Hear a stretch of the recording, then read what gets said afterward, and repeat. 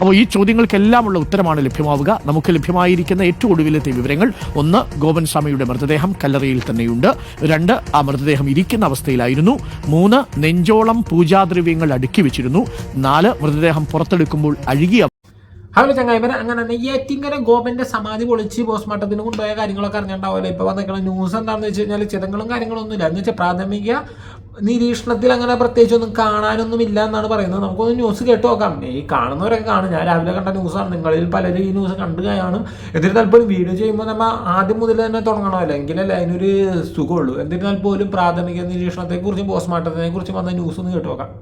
നെയ്യാറ്റിൻകര വിഷയവും തന്നെ നമുക്ക് ആദ്യം നോക്കാം. നെയ്യാറ്റിൻകരയിൽ മരിച്ച ഗോപൻ സ്വാമിയുടെ മൃതദേഹത്തിൽ ക്ഷതങ്ങളോ മുറിവുകളോ ഇല്ല എന്നാണ് പോസ്റ്റ്മോർട്ടം ചെയ്ത ഡോക്ടർമാരുടെ നിഗമനം. മരണകാരണവും സമയവും കൃത്യമായി അറിയാൻ ഇപ്പോൾ കഴിയില്ല. അതിന് രാസപരിശോധനാ ഫലം, ഒപ്പം തലയിൽ ഒരു ചെറിയ ക്ഷതം പോലെ കണ്ടതിന് മറ്റു ചില പരിശോധനാ ഫലങ്ങളൊക്കെ വരാൻ കാത്തിരിക്കണം എന്നാണ് ഫോറൻസിക് വിദഗ്ധരുടെ അഭിപ്രായം. തിരുവനന്തപുരം മെഡിക്കൽ കോളേജിൽ പോസ്റ്റ്മോർട്ടം നടപടികൾ പൂർത്തിയായി. മൃതദേഹം ഇന്ന് സൂക്ഷിക്കുക, നേരത്തെ അവിടെ എത്തിച്ചു.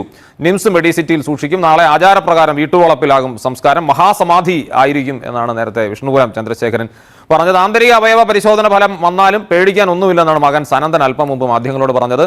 നടന്ന കാര്യങ്ങളിലേറെ ദുഃഖമുണ്ടെന്ന്.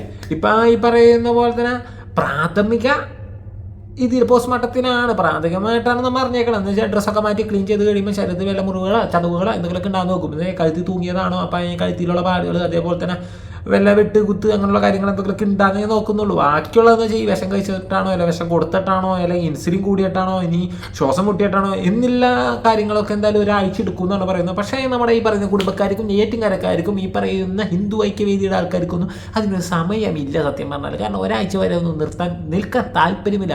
ഈ സമാധിയായ വ്യക്തി ഉണ്ടല്ലോ ഗോപസ്വാമിക്ക് നാളെയാണ് പറഞ്ഞേക്കുന്നത്. നാളെ മഹാസമാധിയാണ് ഒരുക്കിയിരിക്കുന്നത് ഹിന്ദു ഐക്യവേദിയുടെ ആൾക്കാർ. എന്നിരുന്നാൽ പോലും അവർ പറയാൻ നമുക്കൊന്ന് കേട്ട് നോക്കാം.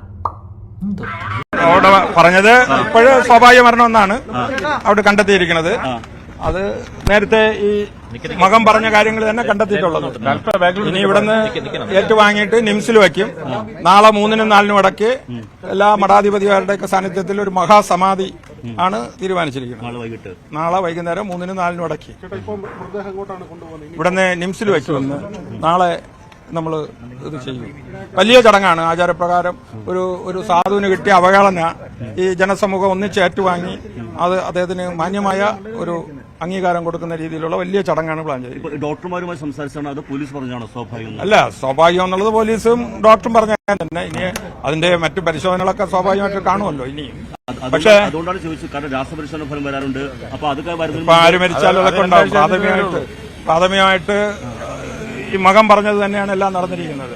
കുടുംബം എന്താണോ പറഞ്ഞത്? ഒരു കാര്യം ഞങ്ങൾക്ക് പറയാനുള്ളത്, ഈ ഗോപൻ സ്വാമിയുടെ സമാധി അതേ ഒരു മഹാസമാധിയായിരുന്നു നടന്നത്. ആ സമാധിയെ മനഃപൂർവ്വം ചില ആൾക്കാര്, സങ്കുചിത വിഭാഗക്കാര് അതിനെ ഇല്ലാതാക്കുകയാണ് ചെയ്തിട്ടുള്ളത്. ഈ അവസാനം സംസാരിച്ച വിഷം ഏതാണെന്ന് എനിക്ക് മനസ്സിലായത്. അയാൾക്കൊക്കെ ഈ പറയുന്ന വർഗീയത തുപ്പാനാണ് താല്പര്യം. ഇതൊരു വർഗീയതയിലേക്ക് വിരൽ ചൂണ്ടുന്നുണ്ട്. പിന്നെ ഈ പറയുന്ന പോലെ തന്നെ ഗോപസ്വാമി ഒരു മഹാസമാധിയാണ് നടന്നത്. അതുകൊണ്ട് തന്നെ നാളെ വലിയൊരു മഹാസമാധിയാണ് നടത്താൻ പോകുന്നത്. ഈ രാജകീയമായിട്ടുള്ള സമാധിയാണ് നടത്താൻ പോകുന്നതാണ് പറഞ്ഞ് കേട്ടത്. പിന്നെ മകനും കുടുംബമൊക്കെ പറഞ്ഞ് സത്യമാണ് എന്നൊക്കെ പറയുന്നുണ്ട്. എന്നാൽ നാളെ നമുക്കറിയാം, അല്ലെങ്കിൽ ഈ പറയുന്ന പോലെ തന്നെ കൃത്യമായിട്ടുള്ള പോസ്റ്റ്മോർട്ടം കഴിഞ്ഞാൽ അറിയാം എന്താണെന്നുള്ളത്. കാരണം കുറേ കാര്യങ്ങൾ സംശയങ്ങളുണ്ടല്ലോ. 11 മണിക്കാണ് അല്ലെ 11:30ക്കാണ് ഈ സമാധി ആയത് എന്ന് പറയുന്നുണ്ട്. ഇനി ആ സമയത്ത് തന്നെയാണോ എന്ന് അറിയണം. ഇനി ശ്വാസം മുട്ടിയിട്ടാണോ എന്ന് അറിയണം. ഇനി അതിലെന്തെങ്കിലും ദുരൂഹതയുണ്ടോ എന്ന് അറിയണം. പോസ്റ്റ്മോർട്ടത്തിൽ തലയ്ക്ക് കലയുടെ ഭാഗത്ത് എന്തോ ഒരു ചതവുണ്ടെന്നൊന്ന് പറഞ്ഞ് കേൾക്കുന്നുണ്ട്. അപ്പോൾ അതെന്താണെന്ന് അറിയണം. അപ്പോൾ ഇങ്ങനെ അറിയാനായിട്ട് ഒരുപാട് കാര്യങ്ങൾ ഇനിയുണ്ട്. പക്ഷെ ഇതൊക്കെ അറിയുന്നതിനേക്കാൾ മുമ്പ് സമാധി നടത്താനാണ് തിടുക്കം. എന്തിനാണ്? അടുത്തൊരു ദൈവത്തെ ഉണ്ടാക്കാൻ വേണ്ടിയാണ്. ഇങ്ങനെ ഈ പറഞ്ഞ പോലെ തന്നെ ഇപ്പം എന്തായാലും ഈ വിഷയം കേരളം മൊട്ടാൻ അറിഞ്ഞിട്ടുണ്ട്. ഇങ്ങനത്തെ ഒരു പരിപാടി നടക്കുന്നുണ്ട്. അല്ലെ ഈ ഗോപസ്വാമി സമാധി കുത്തിപ്പൊളിച്ചാണ് പിന്നീട് ദേവി വീണ്ടും മഹാസമാധിയാണ് നടത്താൻ പോകുന്നതൊക്കെ പറഞ്ഞ് ലോകം മൊട്ടാകെ അറിഞ്ഞിട്ടുള്ള നോക്കി കാണുന്നുണ്ട്.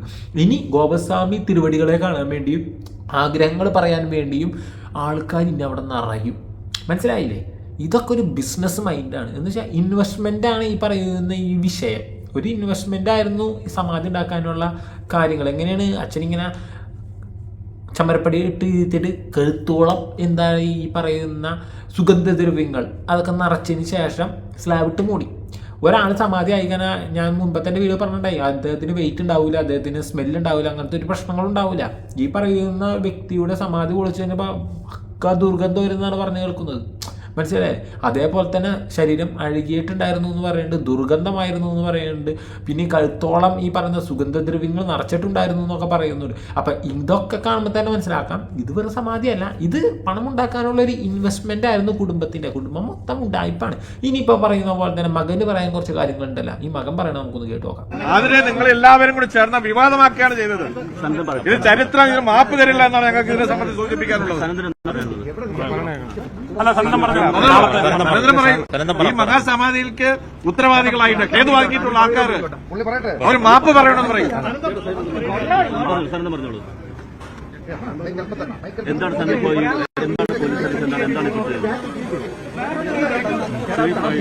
നമ്മുടെ സമാധാനപരമായിട്ട് പോകുന്ന ഈ ശിവന്റെ അമ്പലത്തില് എന്റെ അച്ഛൻ സമാധിയായി. എന്റെ അച്ഛൻ സമാധിയായത് ഈ മഹാസമാധിയാണെന്ന് വേണം പറയാൻ. ഇതിന് തടസ്സം നിന്നവർക്ക് വേണ്ടി നിയമപരമായി നടപടികൾ എടുക്കണം. നിയമപരമായി നടപടികൾ എടുത്തേ പറ്റൂ. മഹാസമാധിയാണ്. താങ്കൾ പറഞ്ഞതെല്ലാം ശരിയായി വരുന്നു എന്നാണോ പറയുന്നത്? തീർച്ചയായിട്ടും അതെ അതെ അതെ അതെ. ഇതിലിനി നമുക്ക് ഇതിലിപ്പോ ഏറ്റവും കൂടുതലായിട്ട് മുന്നോടിയായിട്ട് നിന്നത് വിഷ്ണുപുരം ചന്ദ്രശേഖര സാറും ഇതില് കുഞ്ചക്കരി സുരേന്ദ്ര സാറും നമ്മുടെ അഡ്വർ സാറ്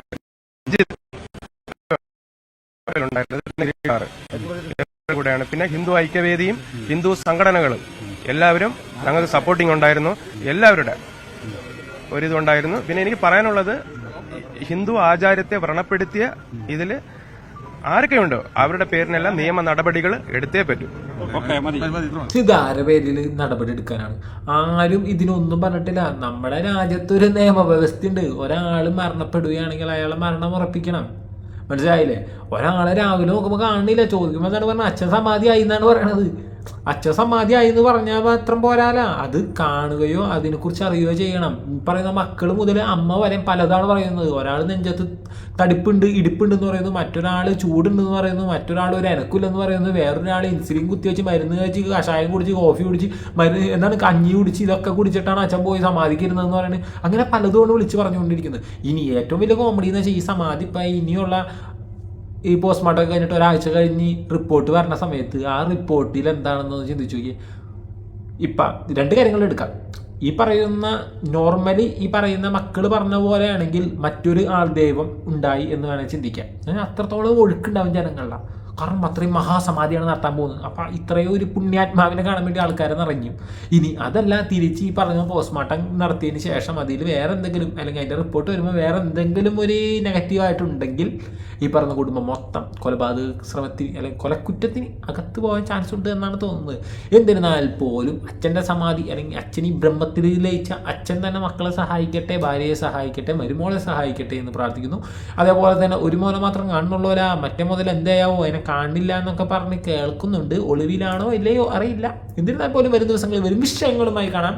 ഈ സമാധി കഥ ഇതോടെ തീരാനൊന്നും പോകുന്നില്ല. ഇതൊക്കെ ഒരു ഇന്റർവ്യൂ ആയിട്ടുള്ളൂ. എന്ന് വെച്ചാൽ ഒരു 2.5 മണിക്കൂറിൻ്റെ പടത്തിൻ്റെ ഒരു 1.25 മിനിറ്റിൻ്റെ ഒരു ഇന്റർവ്യൂ മാത്രമാണ്. ഈ ഇന്റർവ്യൂവിൽ കഴിഞ്ഞാൽ അറിയാം നമുക്ക് എന്താണ് കഥ എന്നത്. അപ്പോൾ വരും ദിവസങ്ങളിൽ നമുക്ക് മറ്റു ചില കഥകളുമായി കാണാം. ബൈ.